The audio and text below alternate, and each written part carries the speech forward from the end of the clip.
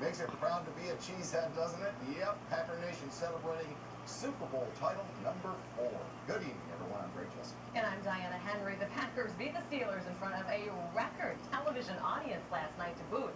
111 million viewers tuned in to watch Super Bowl 45. The Nielsen Company reports that tops the 106.5 million who watched last year's record Super Bowl game between New Orleans and Indianapolis. Well, if it wasn't a great night last night for Packers fans, it was an even better day today. Yeah, it's going to be most of a week of partying, I think. About 40,000 people were in Green Bay today to welcome home the team as they brought the Lombardi Trophy back to Titletown. Teresa Mackin begins our team coverage of the Super Bowl aftermath from Green Bay right now. Hi, Teresa. Hi, Greg and Diana. Well, what a day here in Green Bay. I'm standing right in front of the Lambeau Field atrium. And if you can imagine, at one point behind me, there were thousands of fans lining this plaza. Now still quite a few fans just milling around hours after the Packers have already come back.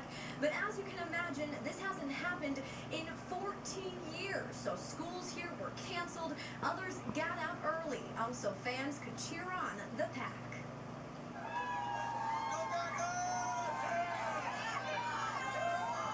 Welcome to Titletown, USA. Fans lined the street in Green Bay for hours waiting for their beloved Packers to come home. Thousands of fans came here to Lambeau Field to cheer on the Pack as they came home, some coming from as far as California, all to say just one thing to their Packers. There seems no such thing as work or school here today. My grandma let me skip it. I didn't have a choice. I had to take off work because they canceled school. I'm freaking out because I like Packers. When they close the schools, they take your kids to watch this, you gotta go. Police lined the streets, keeping diehard fans back. And when the motorcade finally started coming down Lombardi Avenue, you can imagine the electricity in the crowd. Waiting so long for this to happen again. I mean, just great. It was excellent. It's up there with the birth of my kids. A historic moment, finally seeing their hometown team, the reigning world champions. It meant a lot to be back in Green Bay. I mean, it hasn't happened for 14 years. And I just remember I was in 6th grade the last time it happened, and it was the best day of my life, so I had to come back. Wouldn't miss it for the world. Oh, we brought the title back. You know, it's the Lombardi Trophy for a reason. It's our trophy. We made it.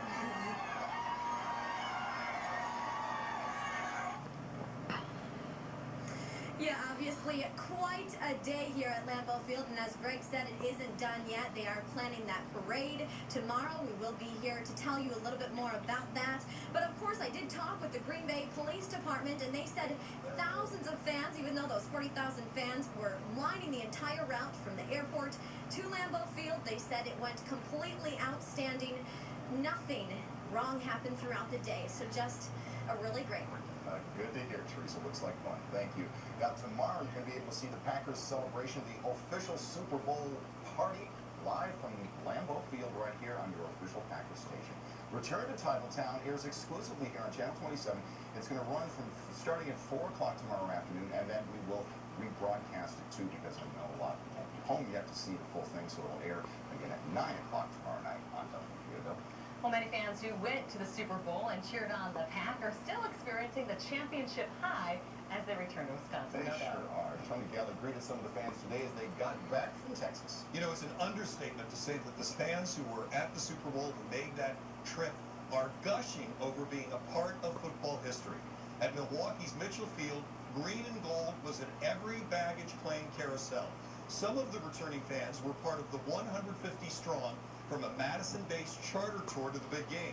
Young and old, their memories of Sunday's Packers win and their trip to be there with them were vivid. It was like a fantasy come true for me. I thought I would get it off my bucket list, but it's going to be stay on my bucket list. I want to go again now. Most of the people around us were cheering for the Packers. We even saw some Cowboy fans cheering for the Packers. Cowboy fans? Yeah, they go by conference, so when their team doesn't make it, I guess. The fans also told us it took them 3 hours in some cases to get through airport security in Dallas-Fort Worth. There was such a crush of returning people from Super Bowl 45. a person, the returning fans we interviewed described their Super Bowl experience with superlatives such as once in a lifetime or priceless. There were a few fans who did have their luggage misplaced at some point, and some of those pieces of luggage included mementos like the confetti that came down when the Packers won in Dallas. But, you know, despite some of those hitches, nothing appeared capable of dimming their spirits. All right, what a lot of fun. Thank you, Tony. Well, as if the fans didn't have enough fun themselves, what about those players? They are still soaking up the glory from last night's win, and probably will be for a few months at least, right? Sports director Jake Zimmerman joins us once again from outside the site of all the action. Last night's win for the Packers here in Arlington, Texas really symbolizes the entire Packers season if you think about it. All the injuries that they dealt with throughout the regular season. And then last night, veterans Charles Woodson and Donald Driver both go out of the game in the first half, but their teammates still pick them up, get the victory here over the Steelers. Just an emotional win for both Driver and Woodson as they will now earn their first Super Bowl ring. What went through your mind when you found out that your collarbone was broken? Yeah, I broke down.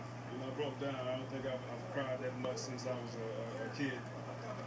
But confident in our guys that they go out there and get it done, and they did. We wanted Wood, Zion, I don't know who else and how many others went down, but we wanted them to play.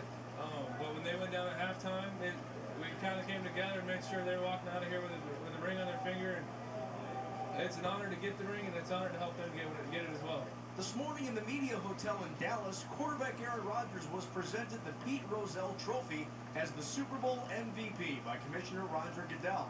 Rodgers was also handed the keys to a brand new Camaro convertible. I'll have more coming up here from Arlington, Texas tonight at 6 o'clock, and what Coach McCarthy and the Super Bowl MVP Aaron Rodgers said this morning. But for now, Jake Zimmerman reporting from Cowboy Stadium.